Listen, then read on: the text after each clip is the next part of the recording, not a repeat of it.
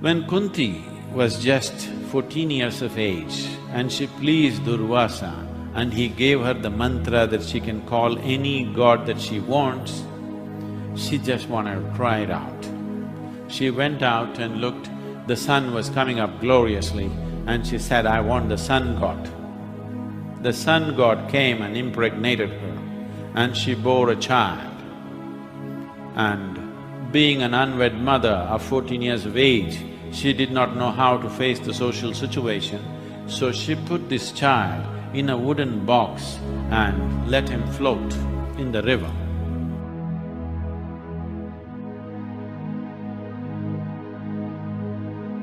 She struggled with it, but she's a woman with a certain sense of purpose. When the purpose is clear to her, she will do anything, you will see as time goes. Her sense of purpose sits like cold liquid in her heart. She let this infant float away, not knowing where he will go and not knowing where he went. So this little infant floated away down the river. Adhiratha, a charioteer in Dhritarashtra's palace, was at the river and he saw this box, a very ornamental looking box, and he picked it up. When he opened, he saw this little infant and he was childless and he was so happy and he thought it's God's gift for him and he went and took it to his wife Radha. Both of them are overjoyed and overwhelmed, looking at the nature of the box. They knew this box cannot be from an ordinary home, this is from a palace. Some queen or some king have left this baby and they do not know who, but they're too glad they got this child. And this child came and filled their childless life. So they took this child and nurtured him. And they found certain strange qualities about him. That is, as an infant, he had earrings around his thing, golden earrings, and he had a kind of a natural armor around his chest. And the child looked like a phenomenal child, a child of destiny in many ways, looked more than ordinary, and they were too glad to have this child, and Radha brought him up with utmost love. And Adhiratha, being a charioteer, wanted to teach Karna how to drive a chariot, but Karna's heart raged to become an archer. He came to Drona, but Drona looked at him and said, "You are not a Kshatriya, I cannot accept you here. This is a school for Kshatriyas." And by then, he was being referred to as Sutaputra. It's a derogatory term to say that somebody is low-born. So this name stuck to him, that he is a Sutaputra, and it stung him. Every time this was used, it stung him so deeply that he became meaner and meaner and meaner. This discrimination made this man, who was a very honest and forthright man, became extremely mean because of constant usage of this one discriminatory and derogatory word that he is a Sutaputra. When people went on repeating Sutaputra, his meanness, the barometer of his meanness rose higher and higher, and he exhibited such levels of meanness that it was uncharacteristic of him. So he went, because they were rejecting him, because he's not a Kshatriya. He went to Parashurama, who is the greatest martial art teacher.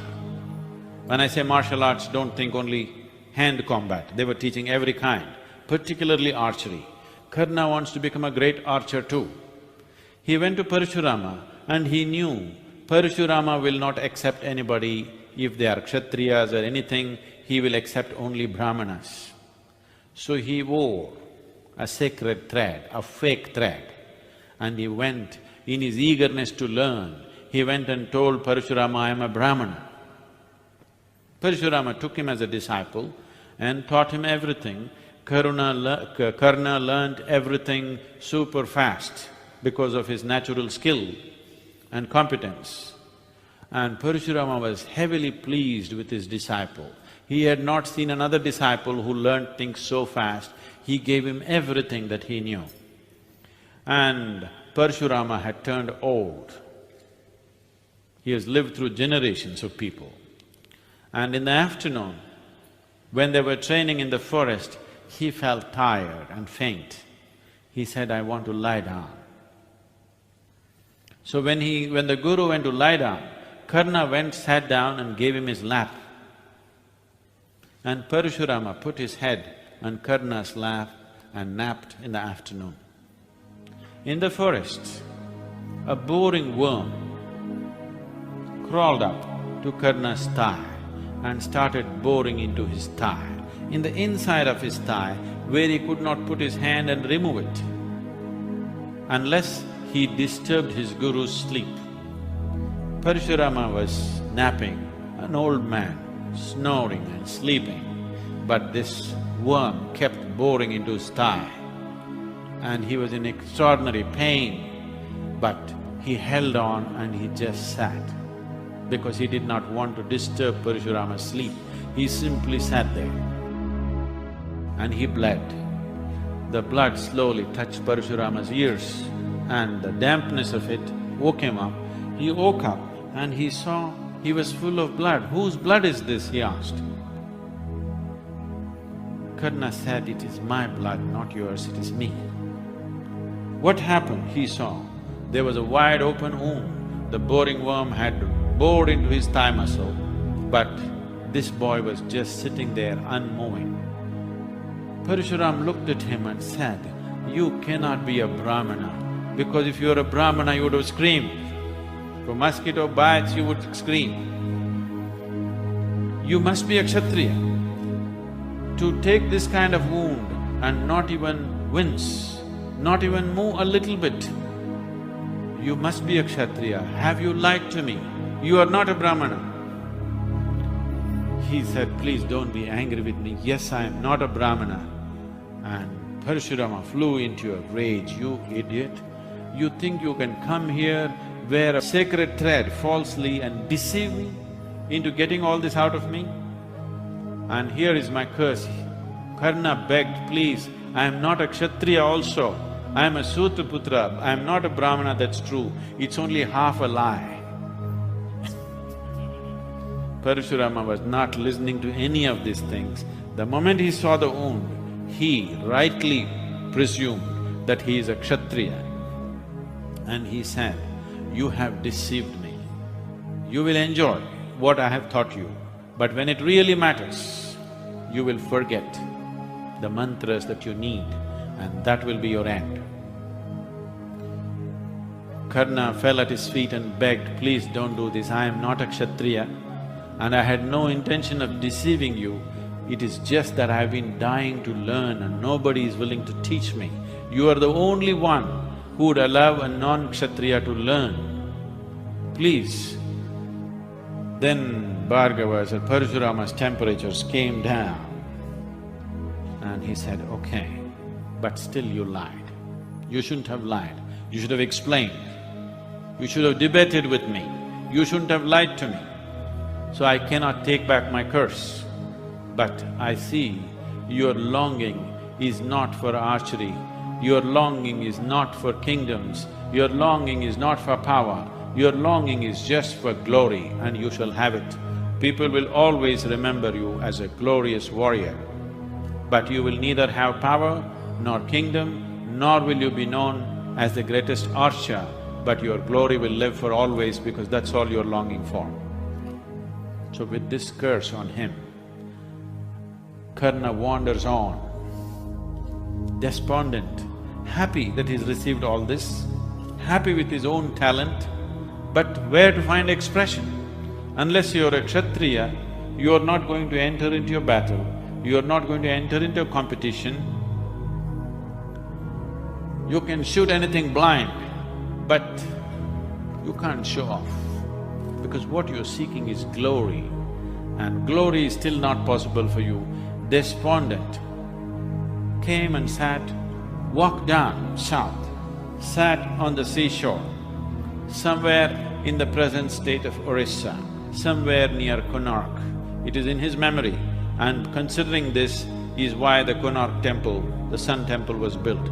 He came to that point where the sun's grace could be received at its best, at that latitude.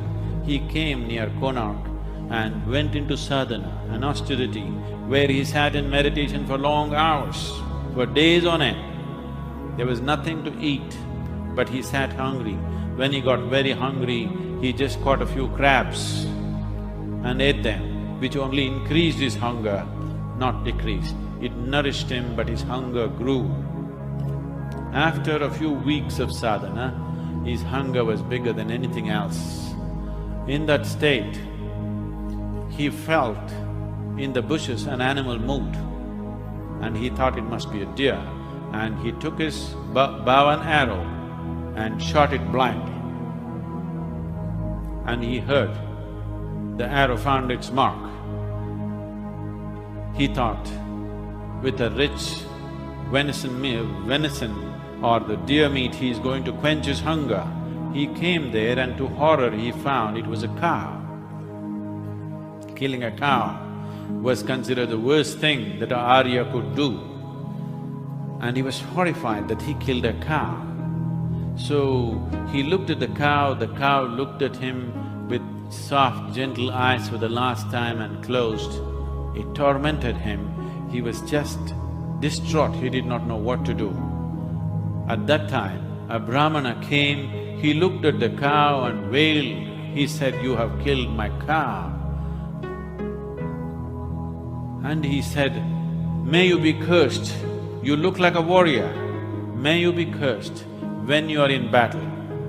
When it really matters, your chariot will sink into the earth in a way that you can't reclaim it.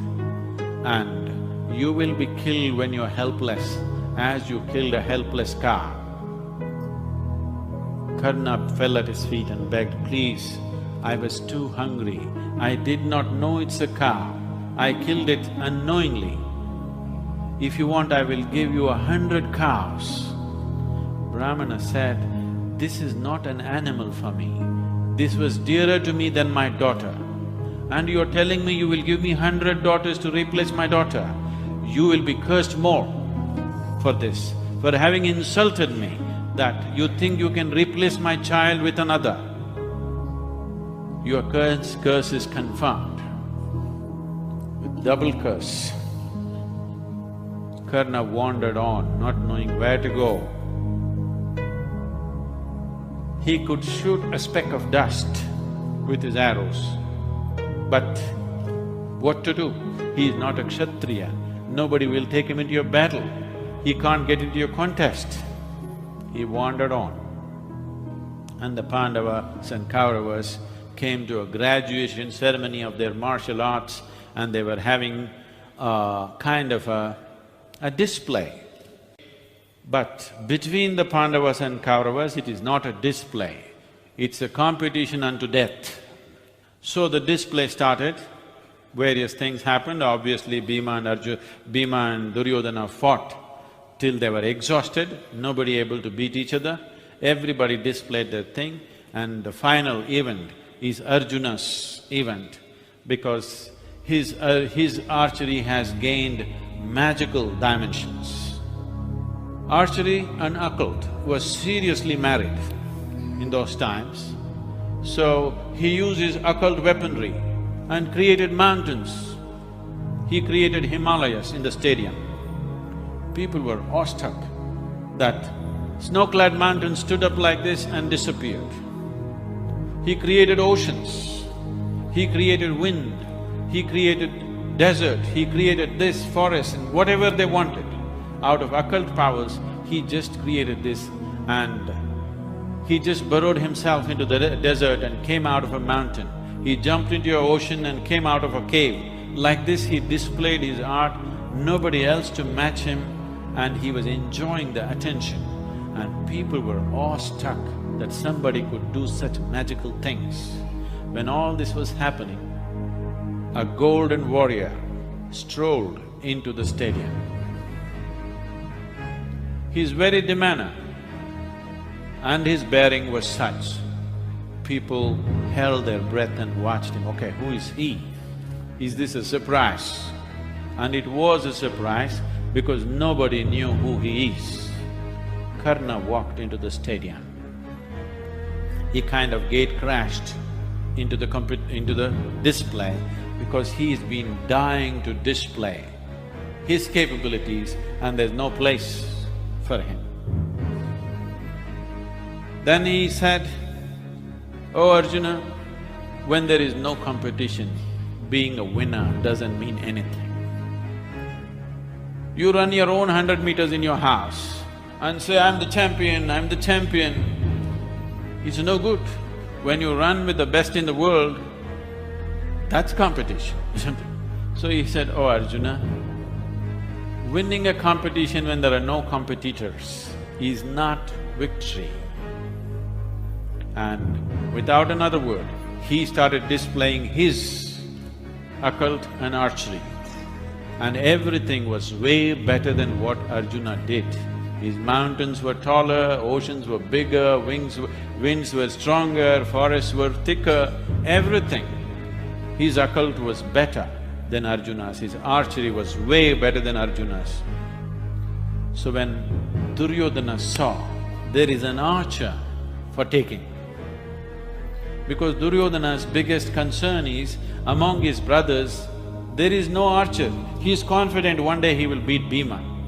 He is confident many of his brothers will kill Nakula and Sahadeva. He is confident they can knock down Yudhishthira one day by just giving a sermon on dharma.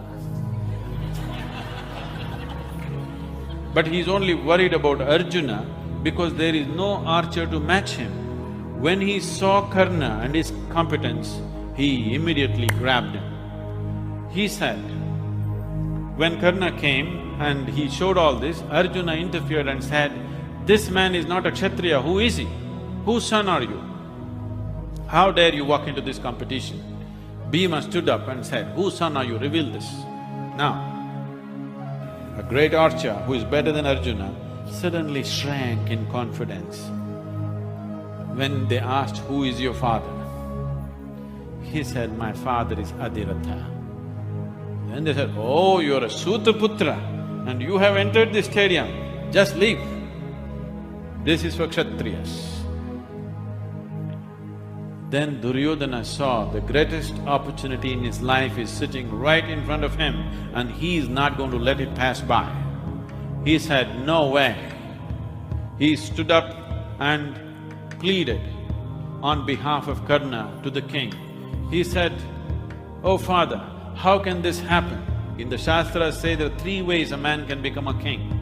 Somebody can become a king because he is born to a king, or because he defeated a king in his skill and valor, or he has taken a kingdom, he has built a kingdom by himself, that he created a kingdom, so he is a king. So Karna is right now here, and if this is a problem that Arjuna does not want to compete with him because he's sure to lose, just because he's not a king, here I will make him a king. There is a small kingdom of ours, faraway lands, which is called as Anga, which is presently known as Bangladesh. He said, the kingdom of Anga is without a king. Here I will coronate Karna as a king. And he brought the priest and instant coronation he did, and he said, he is Angaraja, he is the king of Anga. Now, let not Arjuna hide behind somebody's birth. I don't care who his father is. I embrace Karna as my friend, and he hugged him and he said, you are my brother and you are a king. So the archer that he was looking for walked into his lap, and Karna was overwhelmed because his whole life he was discriminated against because of his presumed birth, of low birth or whatever. And here, a king's son stood up for him, embraced him, made him a king right there. So his loyalty was bound for life. You will see this loyalty, this loyalty without reason sometimes took such disastrous turns over a period of time.